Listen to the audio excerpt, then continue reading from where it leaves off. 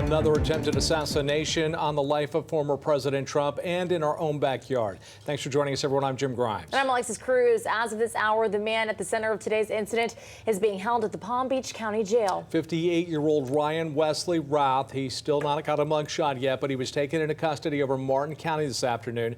We've learned that Routh had a criminal history, including a 2002 conviction for possession of a weapon of mass destruction. He's a construction worker from North Carolina, and he happened to be living in Hawaii. He is suspected of hiding in the bushes behind a fence at Trump's private golf course, armed with a high-powered rifle. Mr. Trump was playing a round of golf at the time at his Trump International Golf Club that's located just off Summit Boulevard, just south of Palm Beach International Airport. Mr. Trump is safe and sound, and tonight the security at his Mar-a-Lago home in Palm Beach has been beefed up on land and in the intercoastal behind his estate. The former president taking the incident in stride, posting on social media, "Nothing will slow him down," writing in part, quote, "I will always love you for supporting me," unquote. And this is video of the sheriff's deputies responding to that incident earlier today around 2 o'clock. Moments after it all happened, Palm Beach County deputies, they put out an all-points bulletin looking for Routh, who had sped away in his car and had been heading north. Now, Martin County deputies, they eventually found him, pulled him over just northbound on I-95, and you can see it was a big deal. A lot of police response. It was described as a relatively calm and uneventful arrest. However, the huge police response there had led to them having to shut down traffic for at least more than an hour. Authorities are now investigating whether or not Routh had acted alone, and was he able to get so close to carrying out his plan. CBS 12's Al Peffley is joining us live near Trump International with more on the events of the day and what officials had said during their news conference earlier. Al? Jim, the former president is safe and unhurt tonight after a man with an assault rifle was spotted in the bushes near the golf course where Trump was playing golf here earlier this afternoon. That man, identified as Ryan Wesley Routh, is now in custody.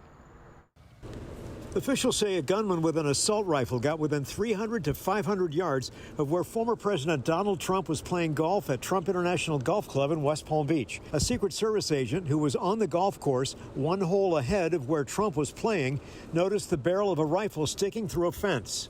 He noticed that the rifle was pointed out. Our agents engaged. We are not sure right now if the individual was able to take a shot at our agents. And he was able to spot this rifle barrel sticking out of the fence and immediately engage that individual, at which time the individual took off. The Secret Service fired 4 to 6 shots at the gunman, who had an AK-47 style rifle, 2 backpacks containing ceramic tiles, and a GoPro camera. After the Secret Service shot at the man, a witness saw the gunman running out of the bushes and then getting into a black Nissan. They were able to take a photo of the vehicle and license plate to share with sheriff's deputies. A license plate reading device picked up the car in Martin County, about 30 miles north of West Palm Beach, where the man was taken into custody by deputies there. Should security have been tighter around the golf course when Trump was there? He's not the city president. If he was, we would have had this entire golf course around it. But because he's not, the security is limited to the areas that the Secret Service deems possible.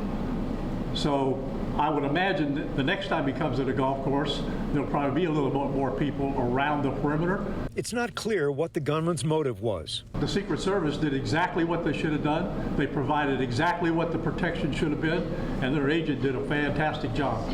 The threat level is high. We have increased the amount of assets that we've supported, so we live in danger times. So tonight we are waiting to find out what charges Routh will face. He is expected in court tomorrow morning here in West Palm Beach. If anyone has any information about this incident, they are being asked to call the FBI. The number is 800-CALL-FBI. That's 800-CALL-FBI.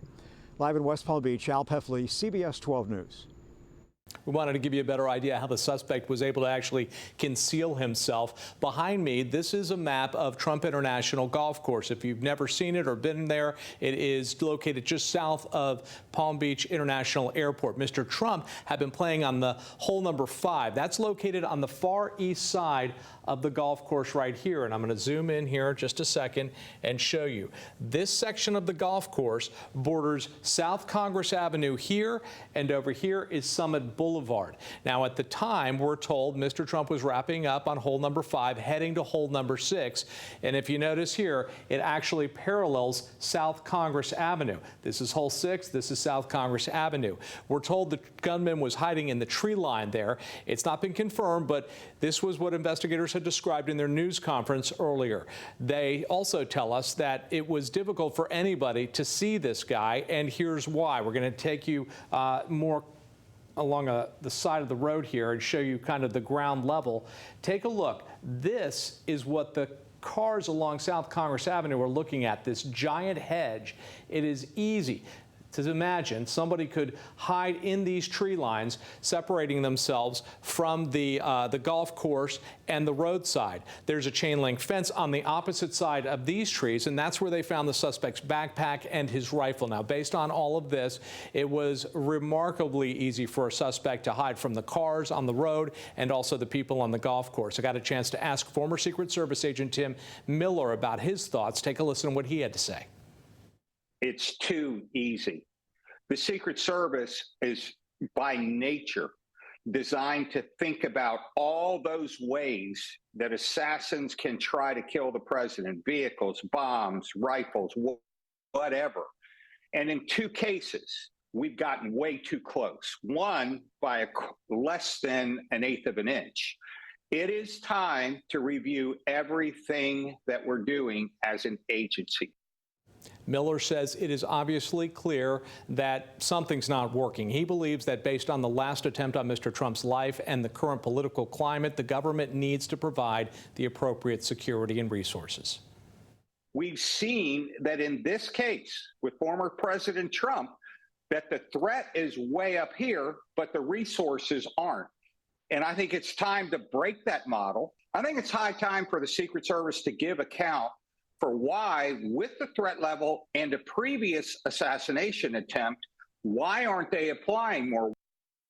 While critical, Miller does credit the 2 Secret Service agents who did their job spotting that rifle that was poking out of the fence. He also believes that in this case, catching and arresting the suspect could be immensely important in determining if this was a homegrown assassin attempt or if the man arrested was communicating with foreign adversaries, perhaps Iran.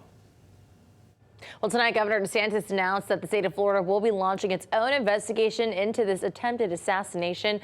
DeSantis emphasized the need for transparency, saying the people deserve the truth about the would-be assassin and how he was able to get within 500 yards of the former president and current GOP nominee. President Biden has been briefed on the investigation as well. He wrote in a statement on X, quote, "There is no place for political violence for any violence ever in our country. And I have directed my team to continue to ensure that the Secret Service has every resource, capability, and protective measure necessary to ensure the former president's continued safety," unquote. Now, Vice President Kamala Harris also putting out a statement saying, quote, "I am glad he is safe. Violence has no place in America." The vice president's running mate, Minnesota Governor Tim Walz, also posting a similar message, going on to say, "It's not who we are as a nation." Republican Senator Rick Scott also weighing in, saying it's abundantly clear there are violent people who are willing to do anything to keep President Trump from the White House.